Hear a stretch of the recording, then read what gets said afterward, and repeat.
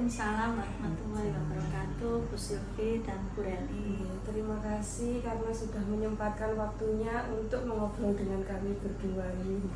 Sama-sama. Mohon maaf mengganggu waktunya. Ini saya tanya-tanya sebentar, boleh ya Bu? Monggo, boleh. Ini pertanyaan pertama terkait dengan dilema etika. Selama ini bagaimana cara panjenengan untuk mengidentifikasi kasus-kasus terkait dengan dilema etika maupun dengan terkait dengan rujukan moral? Oke. Yang pertama dulu ya, untuk dilema etika mungkin bisa saya contohkan di sini adalah kasus pengambilan keputusan dalam hal menaikkan siswa, naik tidaknya siswa, siswa naik dari kelas 7 ke kelas 8 atau kelas 8 ke kelas 9. Kalau kelulusan kan beda lagi. Ini kita bicara kenaikan kelas gitu. Yang pertama untuk identifikasinya kami mengambil beberapa data yang ada. Jadi data dari wali kelas, data mungkin dari BK, terutama khususnya dari kurikulum. Nah sebelumnya kami sebelum di forum besar kami adakan yang namanya forum kecil dulu dari dari beberapa wali kelas dan kurikulum. Untuk lebih efektifnya wali kelas 7 sendiri kita sendirikan, kemudian kita tanya mungkin siswa-siswa ya, perkembangan siswa dari yang mungkin dalam hal ini yang kami, karena itu nantinya ke rapat pleno otomatis dari siswa-siswa yang mempunyai khusus yang mempunyai masalah mempunyai masalah sesuai dengan kriteria dari kenaikan kelas yang kita sepakati atau sudah ditentukan oleh sekolah. Nah itu kita ada yang namanya kesepakatan, kita kumpul dulu sehingga nanti ketika di pleno atau di rapat besar dengan Bapak Ibu guru, maka akan lebih efisien, efektif dari segi waktu juga. Sehingga betul, karena tidak dipungkiri bahwa di sekolah kami memang banyak permasalahan yang dalam tanda kutip untuk di akademiknya ya, mungkin anak-anak yang kadang di kriteria kenaikan kelas itu kan tidak boleh ada nilai kurang di bawah nilai kurang di bawah, meskipun sekarang sudah tidak ada KKM tapi paling tidak untuk kesananya kan kita harus ada kriterianya untuk penjaminan mutu lulusan juga. Iya betul ya. Jadi kita berdasarkan data yang ada, jadi kita kumpulkan dinamakan apa itu dilema etika. Iya, maksudnya data itu, kumpulan data-data itu baik nilai maupun dari kehadiran maupun kan dari ekskul. Kan di kriteria kenaikan itu kan ada 3, yaitu nilai akademik, nilai non akademik. Nah non akademiknya itu kan ada kehadiran dan ekstrakurikuler. Berarti ditentukannya anak naik atau tidak itu sudah berdasarkan kriteria yang sudah ditentukan. Betul, ya. Itu tidak langsung serta-merta diputuskan anak ini tidak naik. Tidak naik. Nah, dalam pengambilan keputusan pun nanti tentunya kita punya pertimbangan-pertimbangan. Nah, dilemanya ketika misalnya dari sekian anak atau sekian anak di kelas tertentu, mungkin permasalahannya masih bisa diangkat, masih bisa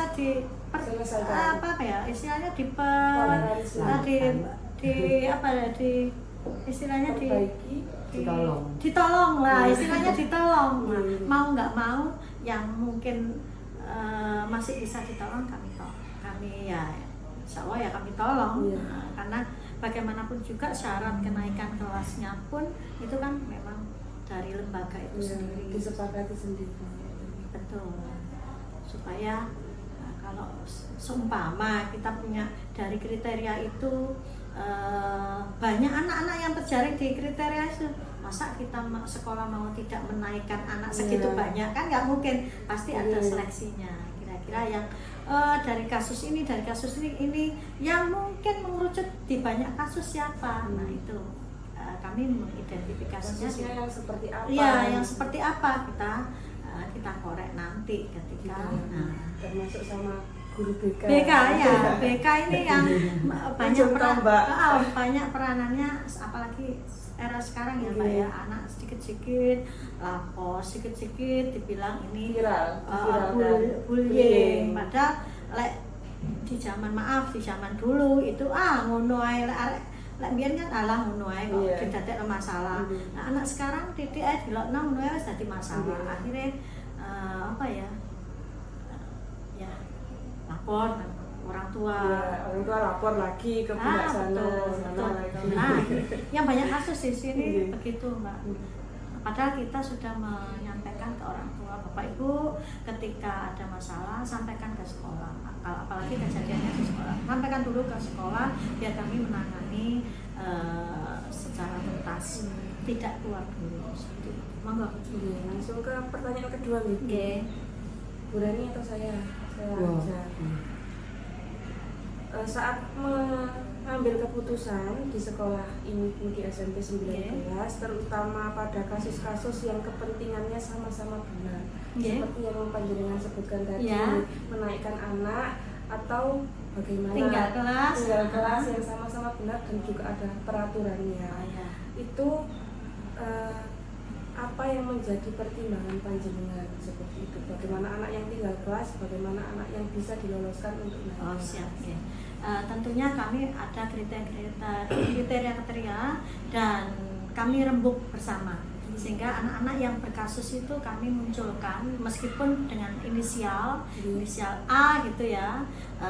Kalaupun memang dari dari seluruh Bapak Ibu guru mungkin yang berkepentingan di kelas itu meminta nama ini disebutkan, makanya pada saat pleno itu kan kita tertutup untuk siswa, tidak boleh ada siswa masuk di dalam area sekolah. Jadi waktu khusus untuk kita adakan itu. Kita punya data-data itu, mana yang sekiranya kita bisa bantu untuk diangkat masih bisa ditoleransi. Ditoleransi, misal arek iki rajin, tapi memang kan kita bisa jadi nyun sewu. Kita mungkin kalau anak berkebutuhan khusus kan perlakuannya mestinya beda, tetapi waktu pendaftaran dulu mereka tidak masuk dalam anak-anak berkebutuhan khusus karena nggak menyatakan. Jadi dampaknya ke sekolah akhirnya ya inilah, kita mau nggak mau, suka nggak suka nemuin anak yang berkebutuhan khusus. Nah, mestinya anak-anak yang berkebutuhan khusus tentunya ditangani oleh guru-guru yang bukan guru itu sebenarnya ya harus punya punya solusi. Kira-kira kalau seandainya ngadepi anak kayak gini, grade penilaian grade soalnya mungkin diturunkan. Tetapi kan yang terjadi kan sekarang banyak guru-guru malas juga nggak soal double gini-gini, akhirnya disamakan, sehingga ya itu tadi kembali lagi kepada ini musyawarah bersama, kira-kira penanganan anak ini tadi untuk anak-anak tertentu itu kalau memang tidak hanya bermasalah di mana ini di akademik yang dua kehadirannya penuh, ekskulnya dia juga penuh, tapi kemampuannya memang segitu, asalkan nggak selalu banyak rentang nilainya yang kurang, insya Allah ya kita putuskan untuk ya memang dilemanya berarti harus ada catatan untuk pengajar berikutnya supaya pengajar yang ini atau wali kelas yang ini menginfokan kepada guru-guru nanti di semester di kelas berikutnya, ini loh anak ini dalam penanganan ini, anak ini perlu membutuhkan perlakuan khusus. Ya, perlu pembutuhan, termasuk mungkin juga barangkali ada siswa yang dalam tanda kutip dia bolosnya sing siji bolosnya 10. Nah, sing siji wis padha-padha ya nilai padha. Kami dilema juga Mbak ketika kami tidak menaikkan anak terlalu banyak.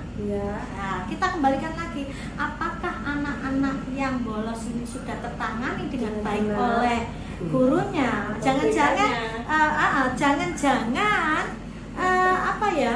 dia bolos tapi nggak pihak sekolah kok nggak dianalisis, bisa jadi anak saiki dina iki Senin terus ketemu Senin meneh gak mlebu, ketemu Senin gak mlebu, kok nggak diselidiki? Mungkin dia takut dengan mapel tertentu, oh mungkin dia kecentok ambil guru tertentu, ya itu mestinya harus dikorek.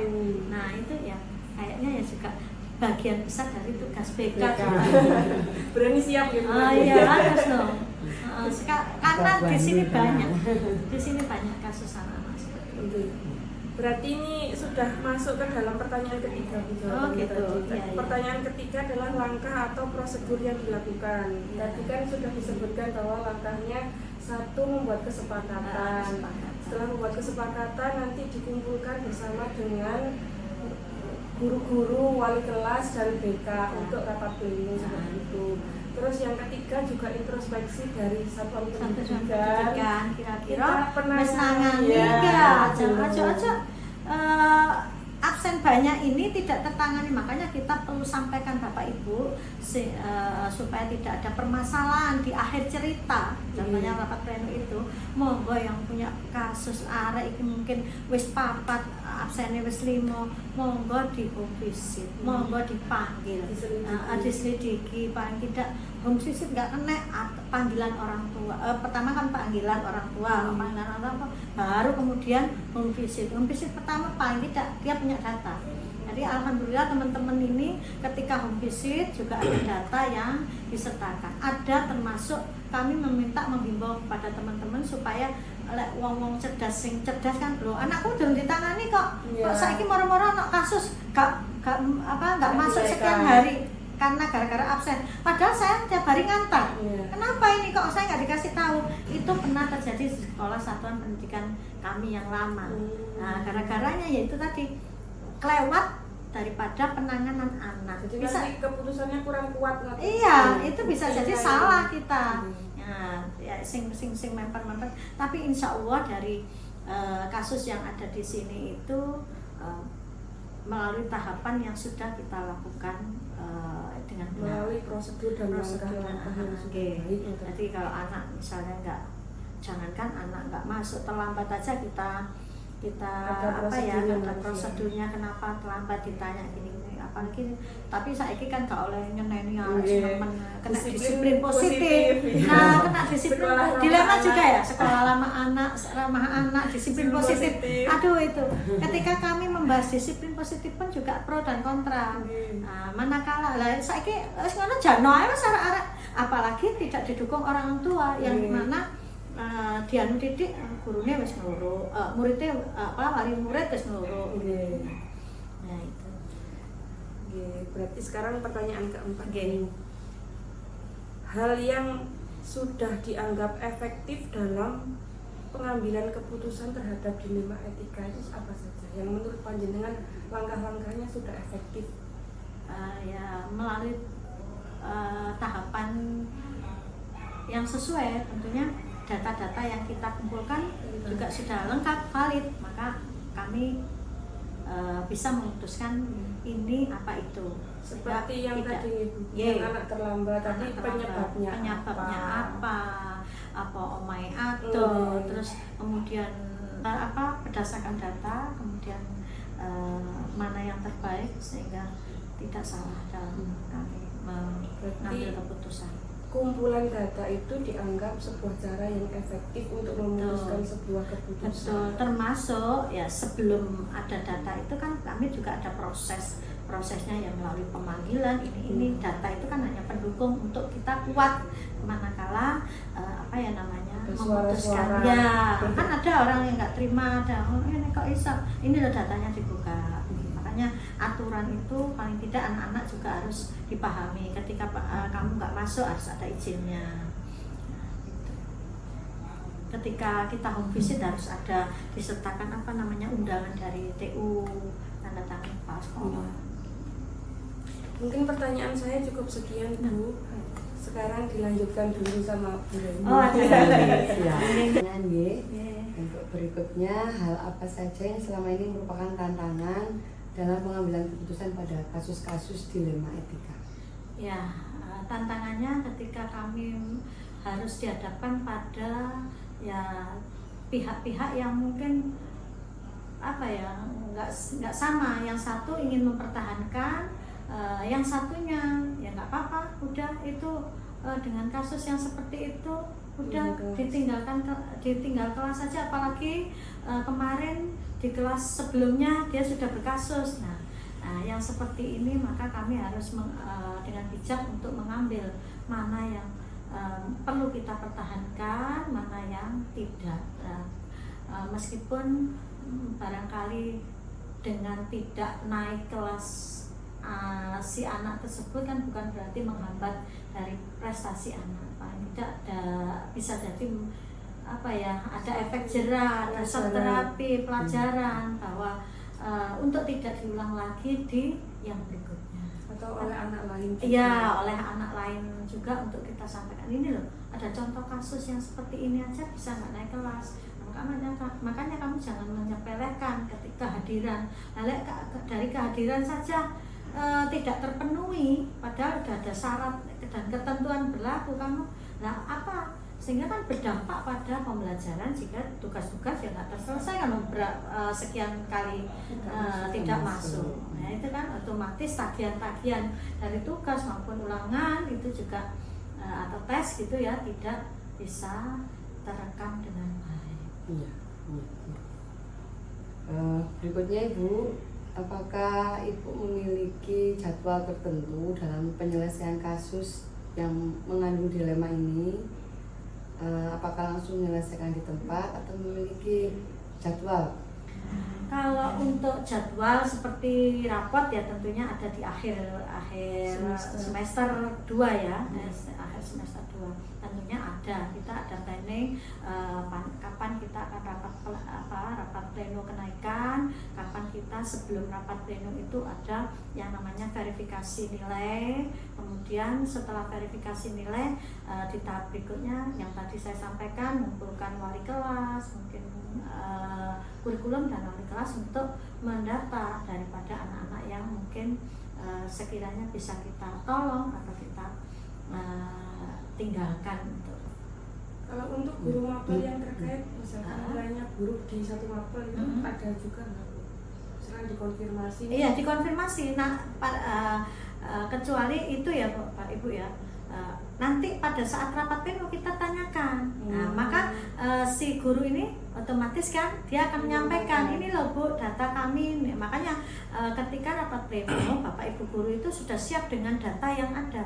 Pastinya sudah siap. Dia kan nilai kan nggak boleh ngarang ngaji ya, ngarang biji kan nggak boleh. Harusnya kan ada data yang konkret sehingga rasa keadilan dari anak juga terpenuhi.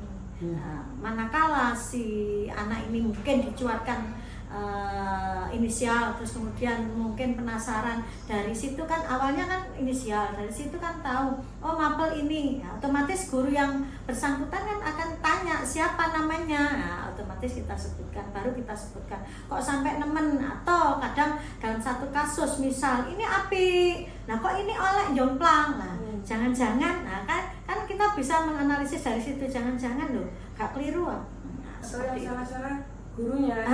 Begitu. Dari termasuk juga sebelum kita kan kita akan lihat datanya. Ini ya untuk mapel ini kok cenderung elek ya dibanding dengan mapel yang istilahnya sulit ya. Contoh agama ya. Agama itu mestinya iso ngaji kan mestinya ono nilainya kan ya. Nah, dibanding dengan maaf bukan saya menyepelekan mapel tertentu, tapi dibanding dengan ini kok nilainya baik ini, kenapa kok ini jangan-jangan, nah kan gitu. Termasuk bisa jadi permasalahan mungkin ono nama kembar kok sing iki kok itu kan bisa kita tanyakan ke namanya kembar, atau biasanya kalau di presensi sama nama di dapodik raportnya betul, SLGJ. Nah itu kan bisa kita anukan lagi siapa namanya, kan pasti gak mungkin nama kembar plek-plek pasti burine opo mesti opo. Ada beda. Iya ada beda. Itu juga sudah menjawab prosedur yang dijalankan ya Bu ya. Kemudian adakah seseorang atau faktor-faktor apa yang mempermudah atau membantu Ibu dalam mengambil keputusan dalam kasus-kasus? Tentunya ya kami dibantu staf.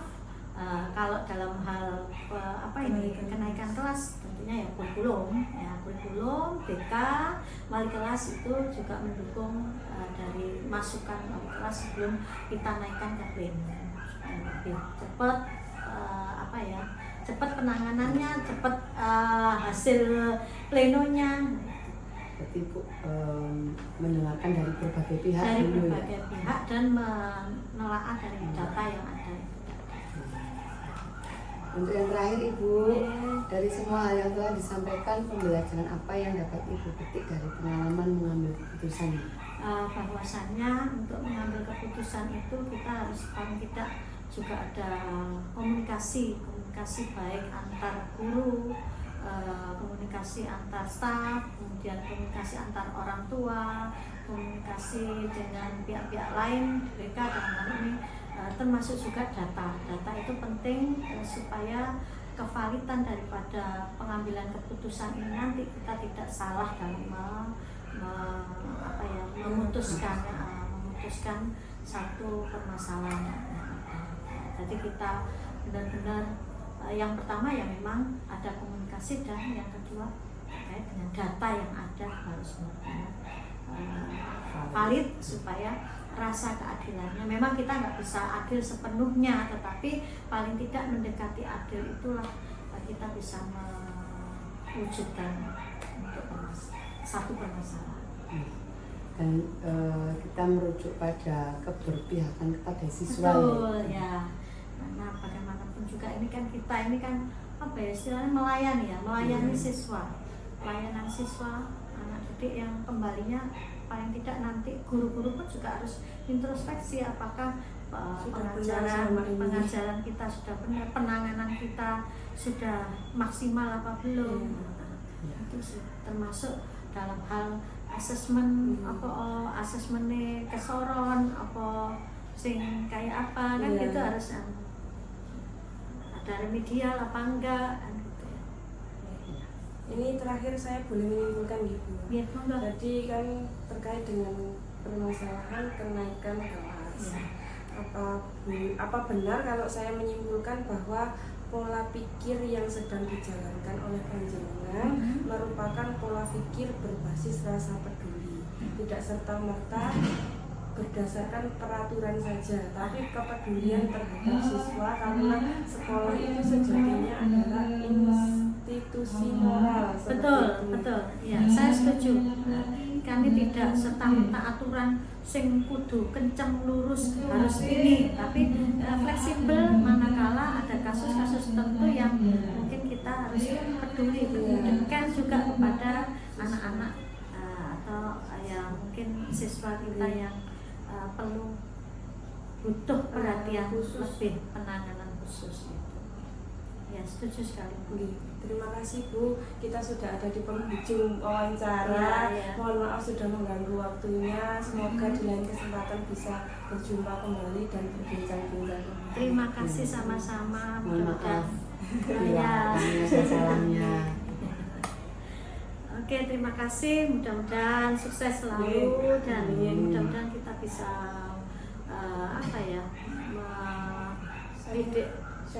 sharing termasuk melayani baik dan benar. Insya Allah Belum tentu benar ya. Terima kasih. Wassalamualaikum warahmatullahi wabarakatuh. Waalaikumsalam warahmatullahi wabarakatuh. Waalaikumsalam warahmatullahi wabarakatuh. Selamat pagi Bu. Kami dari izin untuk membicarakan ini terkait dengan dilema etika dan kebijakan moral terkait dengan kebijakan-kebijakan yang selama ini panjenengan laksanakan. Langsung saja kepada pertanyaan pertama. Bagaimana cara panjenengan untuk mengidentifikasi kasus yang merupakan dilema etika? Assalamualaikum warahmatullahi wabarakatuh. Dua kasus ini kalau yang kasat mata sangat bisa diidentifikasi adalah rujukan moral ya. Tentunya rujukan moral itu antara hitam dan putih sehingga sangat gampang ya. Kita perlu ada integritas kita sebagai pegawai, misalnya ada rujukan moral sekolah ya banyak kepala sekolah yang tidak melaksanakan observasi kelas sendiri.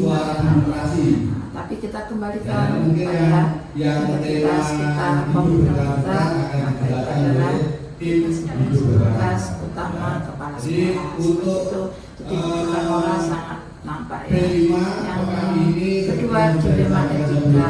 Dilema etika itu dua sama-sama benarnya. Kita ambil prioritas mana yang sehingga kita harus mengacu pada aturan atau payung hukumnya. Misalnya ini saya dapat undangan rapat KKS, dilema etika itu dua-duanya benar. Saya sebagai kepala sekolah di saat yang sama saya diundang untuk rapat KKS. Di lain pihak tiba-tiba di sekolah ada misalnya kelas yang tiba-tiba ambrol. Sehingga mana yang saya dulukan, saya ke KKS atau mobil. Utamanya kalau sekolah itu adalah jangan sampai ada pembelajaran terganggu. Sehingga saya harus mengutamakan yang di sekolah. Sehingga kita di dilema etika payung hukumnya yang kuat itu yang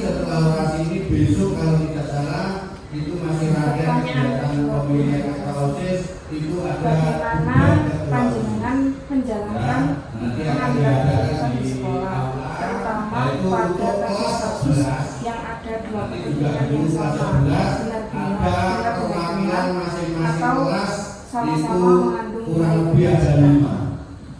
Seperti yang saya sampaikan tadi, kalau dua-duanya benar, maka kita harus ambil skala prioritas dan pengacuannya pada payung hukum. Karena misalnya ini saya sedang rapat dinas, ya, terus saya ada panggilan mendadak dari atasan, maka bagaimana saya mengantisipasi sehingga yang rapat dinas kita selesaikan sebentar ya, dikomunikasikan bisa, kita karena ada kepentingan yang mendadak, kita sebagai bawahan yang ada instruksi bahwa dijalankan.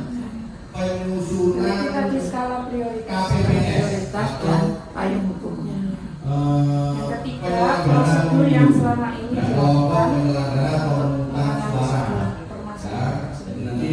Tentunya kalau prosedur kita mengacu pada etika birokrasi.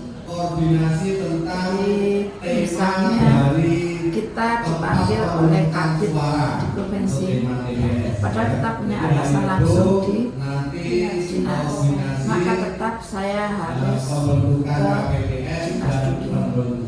Ini prosedur-prosedur inilah yang biasanya menyebabkan komunikasi yang kurang bagus ya, karena kita lompat dari birokrasi struktur itu. Jadi kita etika birokrasi harus lompat sesuai dengan struktur.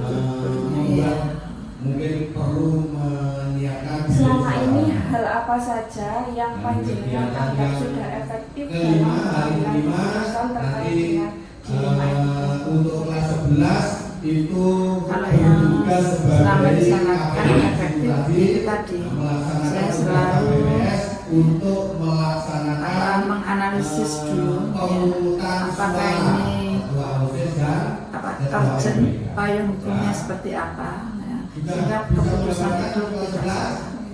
Jadi tidak serta-merta mesti harus dianalisis dulu. Jadi sebelum memutuskan itu banyak yang harus ditelisik Ya, kita dalam memutuskan sesuatu tidak boleh dalam kondisi kita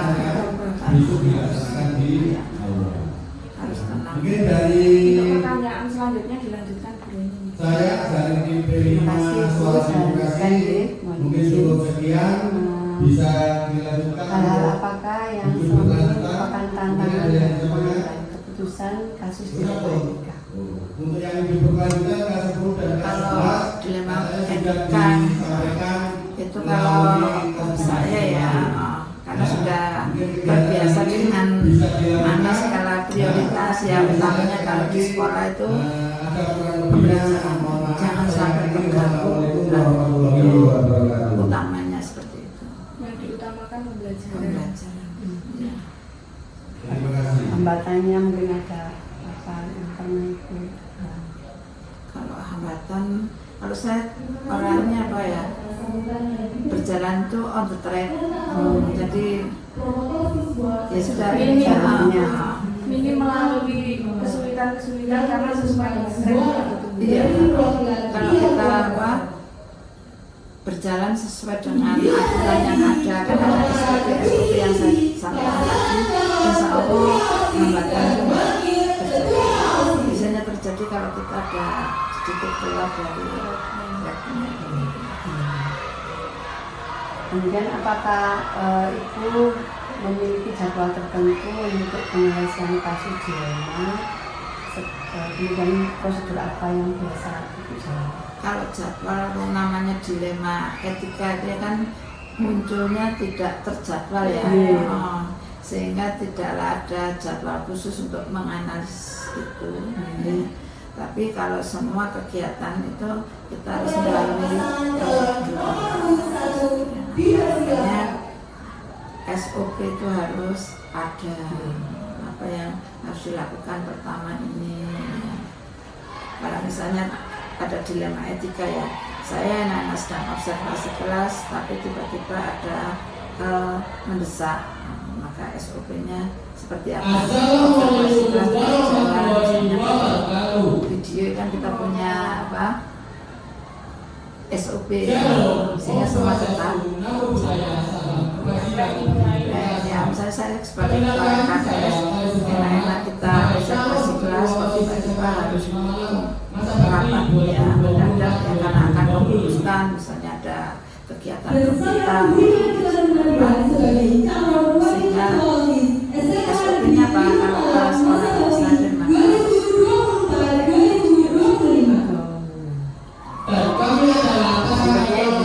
Apakah ada seseorang faktor-faktor yang selama ini mempermudah atau membantu Ibu dalam pengambilan keputusan? tentunya kita punya tim manajemen ya.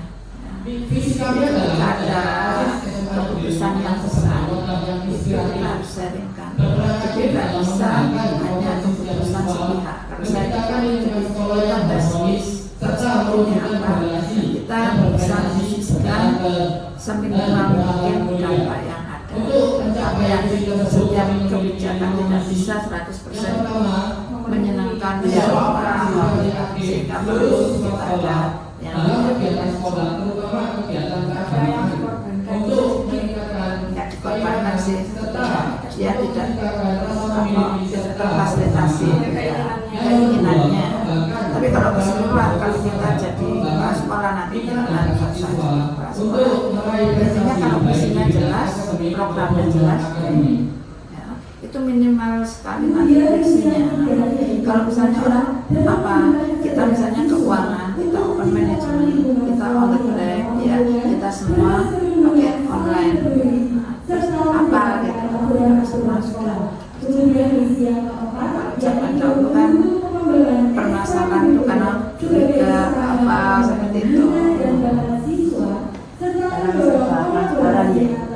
Ya hari ini aja yang ke Batu itu jadi bos sama BPOPP diperiksa untuk bulan September, diperiksa laporannya. Ini tadi saya tambah setiap bulan. Tapi nyaman kalau kita berjalan sesuai.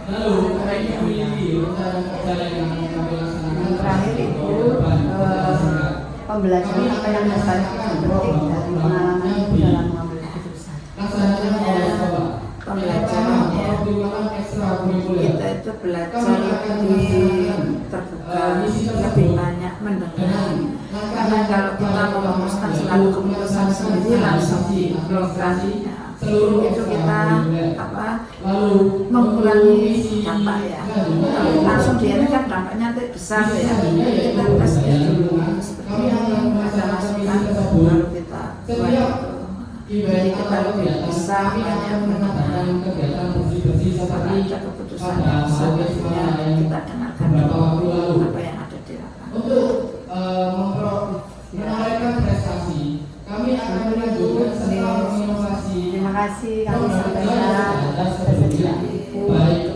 membantu kamu dan kita berbagi sama sekarang kalau dengan dilema etikanya apa? Ini kan BK Bu. Dilema etika apa? banyak ibu ya, misalnya sekarang nggak ada jam misalnya sekarang tugasnya harus kebetulan di sini Ini kan misalnya Bu Silvi harus jamnya kerja, sisi lain harus wawancara. Saya juga harus nanti besok pending karena hari ini harus selesai. Sehingga skala prioritas mana? Ini untuk keberlangsungan dari guru penggerak. Bagaimana pembelajaran saya biar tidak terganggu, maka bisa dilakukan. Ya lagi terima kasih banyak ibu, mohon maaf